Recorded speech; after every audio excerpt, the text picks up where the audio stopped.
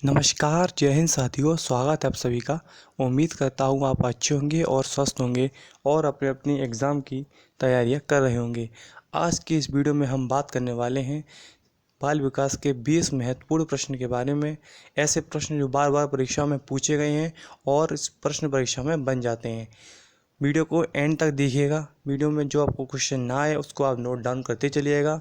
तो चलिए शुरू करते हैं। आज का पहला क्वेश्चन है, बुद्धि कार्य करने की एक विधि है। यह कथन है, ये बहुत फेमस मनोवैज्ञानिक है जिसने बुद्धि की परिभाषा दी है कि बुद्धि को क्या बोला है, इन्होंने कार्य करने की एक विधि बताया है। तो यहाँ से आप याद कर सकते हैं कि कार्य करने की एक विधि है, ये आपका कीवर्ड हो गया। ठीक है, तो ये कौन थे, किसने बोला था? स्किनर ने बोला था, थाइंडाक ने, वुडवर्थ या पावलोव ने। तो ये आपका आंसर हो जाएगा सी, वुडवर्थ। वुडवर्थ ने बोला था कि बुद्धि कार्य करने की एक विधि है।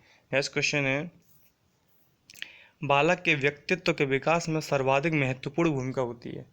इस वर्ड पे ध्यान दीजिएगा, सर्वाधिक महत्वपूर्ण भूमिका की बात हो रही है। ठीक है, आप कन्फ्यूज मत होइएगा। शिक्षक है, समाज है, अभिभावक एवं परिवार है या मित्र है? चलिए देखते हैं, बनाते हैं क्वेश्चन। शिक्षक है, ठीक है, शिक्षक होता है, समाज भी होता है, अभिभावक एवं परिवार भी होता है, मित्र भी होता है। अब ये पता कैसे करेंगे आंसर कौन सा है? आंसर पता चलेगा यहाँ से, जो आपको मैंने कीवर्ड बताया था सर्वाधिक महत्वपूर्ण, यहीं से आंसर पता चल जाएगा। अब सर्वाधिक महत्वपूर्ण की बात होगी तो आंसर हमारा कौन सा बन जाएगा? अभिभावक एवं परिवार। अभिभावक एवं परिवार पर आप आंसर लगा के आएंगे। आगे बढ़ते हैं। नेक्स्ट क्वेश्चन है, ऐसे ही क्वेश्चन बनते हैं दोस्तों, और आपको इसी चीज़ों पर कुछ कुछ चीज़ें ऐसी होती हैं जो जल्दी जल्दी पढ़ते वक्त छूट जाती हैं, तो उसको आपको ध्यान से देखना है कि आप पूछ क्या रहा है। आंसर कभी कभी चारों क्वेश्चन एक जैसे लगते हैं आंसर, ठीक है, चारों ही ऑप्शन एक जैसे लगते हैं, लेकिन उसमें आपको सबसे बेस्ट का चूज़ करना पड़ता है। ठीक है, ऐसे ही सीटेट में क्वेश्चन बनते हैं, आपको उन चारों में से बेस्ट ऑप्शन कौन सा है वो देखना है हमें। नेक्स्ट क्वेश्चन, किस अवस्था में सर्वाधिक संवेगात्मक अस्थिरता पाई जाती है? शैशवावस्था में, किशोरावस्था में, बाल्यावस्था में या प्रौढ़ावस्था में? तो संवेगात्मक अस्थिरता, इसका मतलब क्या है? इसका मतलब है कि बच्चा अचानक से ही चिड़चिड़ा हो जाता है, अचानक से ही कभी खुश होता है, अगले ही पल एकदम से गुस्सा हो जाता है। ठीक है, और एकदम से अपने जो जज्बात हैं उनको काबू में नहीं रख पाता है ना। तो जो सही होता है एकदम वो भी सही है, उसके लिए कुछ भी कर जाएंगे। एकदम परिवार का, मम्मी पापा की कोई बात होता है तो उनका विरोध करने लगता है। इस तरह से संवेगात्मक अस्थिरता पाई जाती है। किसमें पाई जाएगी? अब तो लगता है आंसर आपको गैस कर लिया होगा आपने, तो इसका आंसर कौन सा हो जाएगा? इसका आंसर हो जाएगा किशोरावस्था। तो अगर ऐसा क्वेश्चन आपको एग्जाम में बनता है तो आप किशोरावस्था लगा के आएंगे। आगे बढ़ते हैं। नेक्स्ट क्वेश्चन है, शिक्षकों का व्यवहार बालक के प्रति कैसा होना चाहिए? सरल होना चाहिए, सौम्य, कठोर या दोनों? तो शिक्षकों का व्यवहार बालक के प्रति कैसा होना चाहिए? सरल और सौम्य दोनों, यानी कि डी ऑप्शन सही हो जाएगा। ठीक है, और अगर आपसे कोई पूछ लेता है एनसीएफ 2005 के अनुसार, ये नोट कर लीजिएगा, ये अलग से एक पॉइंट डाल के नोट कर लीजिएगा कि एनसीएफ 2005 के अनुसार पूछे कि शिक्षक की भूमिका क्या है, तो शिक्षक की भूमिका है सुविधा प्रदाता, यानी कि फैसिलिटेटर के रूप में भूमिका का निर्वाह करना पड़ेगा शिक्षक को, ऐसा बोला गया एनसीएफ 2005 में। नेक्स्ट क्वेश्चन है, टाइप्स ऑफ मैन किसकी रचना है? और ये फैक्चुअल क्वेश्चन है, इसको आपको पता होगा तो पता होगा, नहीं है तो नहीं पता होगा। तो मॉन्टेसरी है, पेस्टोलॉजी ने बोला था, स्प्रेंजर या फ्रोवेल ने? तो ये किसकी रचना है, किसने लिखी थी? तो टाइप्स ऑफ मैन इंपॉर्टेंट है। ठीक है, पर्सनैलिटी से संबंधित क्वेश्चन है, पर्सनैलिटी संबंधित बुक है, तो इसके राइटर कौन सी है? स्प्रेंजर। आगे बढ़ते हैं। नेक्स्ट क्वेश्चन है, कौन सा व्यक्तित्व का प्रकार क्रैशमर द्वारा नहीं दिया गया है? तो व्यक्तित्व के प्रकार कई वैज्ञानिक के द्वारा दिए गए। मनोवैज्ञानिक युंग थे, इन्होंने दिया था। ठीक है, क्रैशमर ने दिया था। और सबसे पहले एक क्वेश्चन मैं आपके लिए पूछता हूँ, एक क्वेश्चन आप बताइएगा कि सबसे पहले किसने व्यक्तित्व के प्रकार को छांटा था? ठीक है, यानी व्यक्तित्व के प्रकार को सबसे पहले किसने दिया था? कौन सा मनोवैज्ञानिक था जिसने व्यक्तित्व के प्रकार को बांटा था? ठीक है, इसका आंसर आप मुझे कमेंट बॉक्स में बताइएगा। तो व्यक्तित्व का प्रकार क्रैशमर द्वारा कौन सा नहीं दिया गया है? देखो सुडोल का दिया गया है। ठीक है, सुडोल का व्यक्ति कौन से होते हैं? जो लंबे चौड़े, देखने में तगड़े होते हैं, काफ़ी पहलवान टाइप समझ सकते हैं आप। ठीक है, लंबकाय होता है, यानी कि पतला होता है और लंबा हो जाता है। ठीक, यानी इस व्यक्तित्व वाले व्यक्ति जो पतले और लंबे होते हैं। गोल का है, इस व्यक्तित्व वाले व्यक्ति क्या होते हैं? गोल शरीर वाले, यानी थोड़े मोटे तोड़े, है ना, और क्या मोटे होते हैं, और कैसे होते हैं? थोड़ी हाइट में कम, यानी कद के छोटे होते हैं। लेकिन कलात्मक ये व्यक्तित्व का प्रकार नहीं है जो क्रैशमर द्वारा दिया गया है। आगे बढ़ते हैं। नेक्स्ट, ये पेडागोजी का क्वेश्चन है आपके लिए। कि एक शिक्षिका अपने शिक्षार्थियों को अनेक गतिविधियों में व्यस्त रखती है, जैसे कि समूह चर्चा, भूमिका निर्वाह, तो वह सीखने के किस प्रकार को प्रोत्साहित करती है। ठीक है, तो मनोरंजन के रूप में प्रोत्साहित करती है, भाषा निर्देशक के रूप में, सामाजिक गतिविधि के रूप में, या प्रतियोगिता आधारित। तो इस क्वेश्चन का आंसर आपको कहाँ से मिलेगा, यहाँ से मिलेगा, समूह चर्चा, भूमिका निर्वाह। ये मतलब ये किस तरह की गतिविधि है, ये एक सामाजिक गतिविधि है जिसमें बच्चा अगर समूह चर्चा में भाग ले रहा है तो एक दूसरे से बच्चे के प्रति क्या बढ़ेगी, भावना बढ़ेगी। ठीक है, बच्चे एक दूसरे से बात करेंगे, उनकी परेशानियों को भी समझते हैं। ठीक है, उनके प्रश्नों को समझते हैं। और समूह चर्चा में क्या होता है, कई तरह की सामाजिक गतिविधियाँ निकल आती हैं। भूमिका निर्वाह, किसी व्यक्ति को किसी भूमिका दे दी जाती है, कोई भी स्टोरी हो और उसमें किसी एक भूमिका निभाने के लिए किसी एक बच्चे को खड़ा कर दिया जाता है। तो इस तरह की गतिविधियाँ होती हैं, ये किस में आ जाएंगी, आपकी सामाजिक गतिविधि के रूप में। तो समाज के साथ साथ बच्चा सीख भी रहा है, तो ये सबसे अच्छी विधि हो जाएगी। आगे बढ़ते हैं। कौन सा कथन सीखने की विशेषता को नहीं बताता है। और सीखने की विशेषता कौन सी नहीं है कि अनधिगम भी सीखने की ये प्रक्रिया है। यानी कि अगर सीखते वक्त आप यानी सीखने की प्रक्रिया के दौरान अगर आपको थोड़ा सा रेस्ट भी लेना पड़ता है, यानी उस टाइम पर अनलर्निंग हो रही होती है, तो वो भी सीखने का एक प्रोसेस है। बिल्कुल सही बात है। सीखना एक व्यापक प्रक्रिया है, यानी ये भी सही बात है। हम जिंदगी भर कुछ ना कुछ सीखते रहते हैं, जन्म से लेकर मृत्यु तक, है ना। कुछ ना कुछ अपने आसपास में पड़ोस के दोस्तों के साथ सब कुछ सीखते रहते हैं। तीसरा क्वेश्चन है कि शैक्षिक संस्थान में ही अधिगम प्राप्त होता है, ये गलत है। कि शैक्षिक संस्थान में, मैंने अभी आपको बताया कि हम तो हर वक्त यहाँ जहाँ हम जाते हैं, कहीं भी घूमने जाते हैं, टहलने जाते हैं, ठीक है, या कहीं भी स्कूल में जाते हैं, विद्यालय में जाते हैं, तो वहाँ स्कूल विद्यालय हो गया या आपका समाज हो गया, आप मित्रों के संग खेलने जाते हैं, तो वहाँ भी एक तरह का हम क्या कुछ ना कुछ तो सीखते ही हैं। और सीखना लक्ष्य में क्यों होता है, ये भी सही है कि आंसर हमारा कौन सा हो जाएगा, सी। आगे बढ़ते हैं। नेक्स्ट क्वेश्चन है, साइकिल चलाने वाला स्कूटर चलाना भी शीघ्र सीख लेता है, यह कैसा स्थानांतरण हो जाएगा। धनात्मक होगा, शून्य होगा, ऋणात्मक होगा, या लंबवत स्थानांतरण होगा।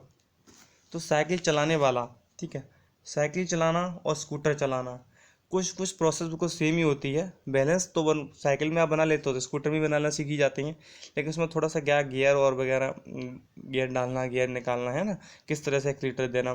तो ये जो चीज़ है, ये स्थानांतरण है, ये किस तरह का स्थानांतरण होगा, ये धनात्मक स्थानांतरण के अंतर्गत आ जाएगा। शून्य स्थानांतरण कौन सा होता है, जब कोई भी आप प्रोसेस एक करते हैं और दूसरे प्रोसेस में आपको कोई भी फ़ायदा नहीं देता है। जैसे आपने मैथ आपने पढ़ी, ठीक है, मैथ का आपने ज्ञान लिया कक्षा चौथी में, उसके बाद कक्षा 5 में आप गए और उसमें आपको हिंदी में, तो हिंदी में कोई हेल्प नहीं करेगा मैथ, तो वहाँ शून्य स्थानांतरण हो जाएगा। ठीक है, और जहाँ एक एक अधिगम यानी एक परिस्थितियों में सीखा ज्ञान आपकी दूसरी परिस्थिति में अगर नेगेटिव भूमिका निभाता है, यानी कि बाधित करता है, उस चीज़ को सीखने में मदद नहीं करता, बिल्कुल भी बाधित करता है, तो ऋणात्मक स्थानांतरण हो जाता है। आगे बढ़ते हैं।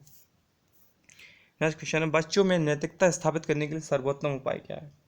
शिक्षक का आदर्श रूप से व्यवहार करना, उन्हें नैतिकता की कहानियाँ पढ़ाना, उन्हें धार्मिक पुस्तक पढ़ाया, इनमें से कोई नहीं।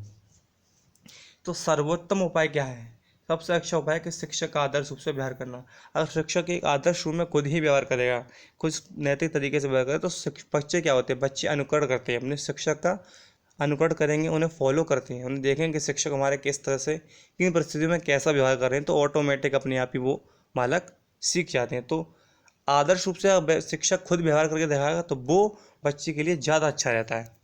आगे बढ़ते हैं। नेक्स्ट क्वेश्चन है, शिक्षार्थी व्यक्तिगत भिन्नता प्रदर्शित करते हैं, अतः शिक्षक को क्या करना चाहिए, सीखने के विभिन्न अनुभवों को उपलब्ध कराना चाहिए, कठोर अनुशासन, परीक्षा की संख्या बढ़ाना, ये दोनों नेगेटिव पॉइंट हो गए। ठीक है, ये सभी का कोई मतलब नहीं है, तो आंसर कौन सा हो जाएगा, सीखने के विभिन्न अनुभवों को उपलब्ध। क्योंकि विद्यार्थी अलग अलग अनुभव होते हैं, अलग अलग इंटरेस्ट होता है बच्चों में, कोई कुछ सीखना चाहता है ना, और कोई किसी को कुछ विधि पसंद आती है, तो अपने बालकों के हिसाब से विधि को भी उन्हें बदलना पड़ता है। तो इस तरह से यह आंसर भी सही हो जाएगा। आगे बढ़ते हैं। नेक्स्ट क्वेश्चन है, किस मनोवैज्ञानिक को 20वीं सदी का चमकता सितारा कहा जाता है। स्किनर को, वॉटसन को, थांडा के, सीएल हल को। तो ये फैक्चुअल क्वेश्चन रहेगा। तो 20वीं सदी का, ये ध्यान रखना, 20वीं सदी का चमकता सितारा ये कहा जाता है आपके वॉटसन साहब को। आगे बढ़ते हैं। नेक्स्ट क्वेश्चन है, प्रथम शैक्षिक मनोवैज्ञानिक किसे माना जाता है। शैक्षिक मनोवैज्ञानिक की बात करिए तो आपका आंसर किसको जाएगा, तो ये आपको थॉर्नडाइक को चला जाएगा। तो थॉर्नडाइक को शैक्षिक मनोवैज्ञानिक कहा जाता है। फैक्चुअल क्वेश्चन है, इसमें कोई समझने वाली इतना है नहीं। आगे बढ़ते हैं। मनोविज्ञान के विश्लेषणवाद संप्रदाय का जनक, मनोविश्लेषण संप्रदाय का जनक किसे कहा जाता है। फ्रॉबेल को, वॉटसन को, सिगमंड फ्रायड को, या विलियम वंट को। तो मनोविश्लेषणवाद संप्रदाय का जन्म किसको बोला जाता है? सिगमंड फ्रॉइड को बोला जाता है। ठीक है, और सिगमंड फ्रॉइड ने कौन सी 3 अवस्था बताई थी? कौन सी 3 अवस्था बताई थी ये आप नोट कर लीजिएगा। इदम, अहम, इदम अहम और परा अहम, ये इन्होंने 3 अवस्था बताई थी मस्तिष्क की। इसके बारे में कभी डिटेल से पढ़ाऊंगा, आपको अलग वीडियो बना दूंगा इसके लिए। नेक्स्ट पढ़ते हैं, क्वेश्चन है मनोवैज्ञानिक को प्रारंभ में माना जाता था किसका विज्ञान? चेतना का विज्ञान, मन का, आत्मा का या व्यवहार? तो मनोविज्ञान को प्रारंभ में किसका विज्ञान माना जाता था? आत्मा का विज्ञान माना जाता था।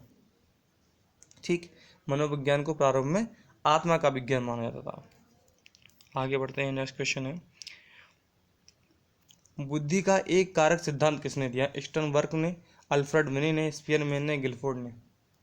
तो बुद्धि का एक कारक सिद्धांत किसने दिया था? अल्फ्रेड विने। इनके संग के 2 साथी और थे। अब इनके संग के 2 साथी और कौन से थे उसका नाम आप एक कमेंट बॉक्स में जरूर बताइएगा। स्पियरमैन ने कौन सा दिया था? 2 फैक्टर थ्योरी, यानी कि द्विकारक सिद्धांत। द्विकारक सिद्धांत किसने दिया था? स्पियरमैन ने दिया था। ठीक, स्टर्नबर्ग ने किसका सिद्धांत दिया था? स्टर्नबर्ग ने दिया था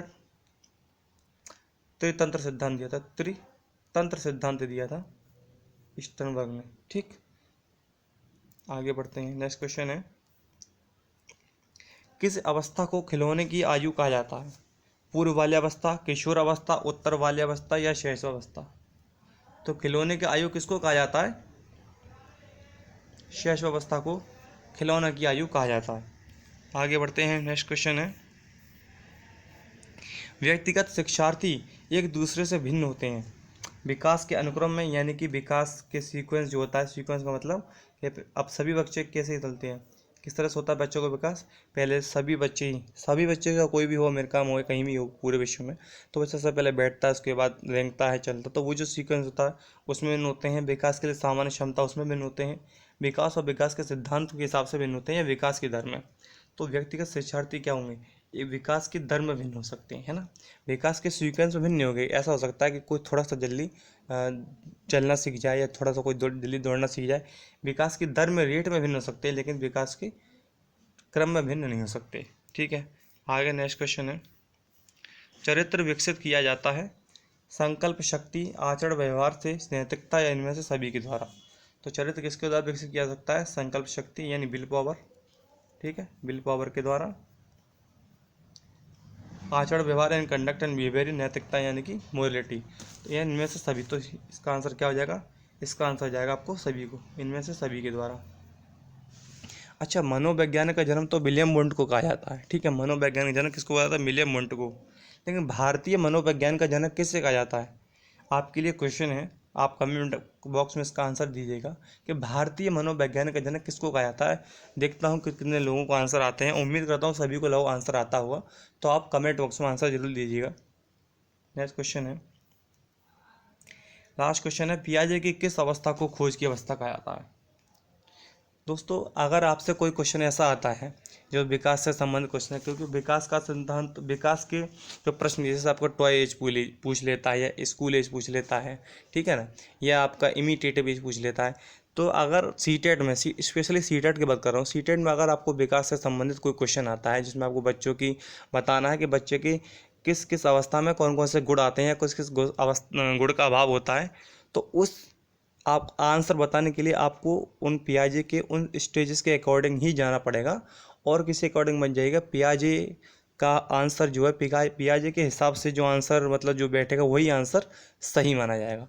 तो ये एक ट्रिक है, या आप प्रीवियस ईयर उठाएंगे, क्वेश्चन उठा के देखेंगे, तो पियाजे के हिसाब से जो बच्चे का आंसर बन सकता है ना, बच्चे के क्रम में जो बच्चे का आंसर बन सकता है, किसी स्पेशल अगर मेंशन करके इनके अनुसार बच्चे का विकास कब होता है, तब तो बात एक अलग पड़ जाती है। लेकिन अगर नॉर्मल आपसे पूछे या फिर पियाजे के हिसाब से पूछे, तो आप जो आंसर बताएंगे वो पियाजे के डेवलपमेंट का, जो पियाजे का सिद्धांत है उसके अकॉर्डिंग ही बताना।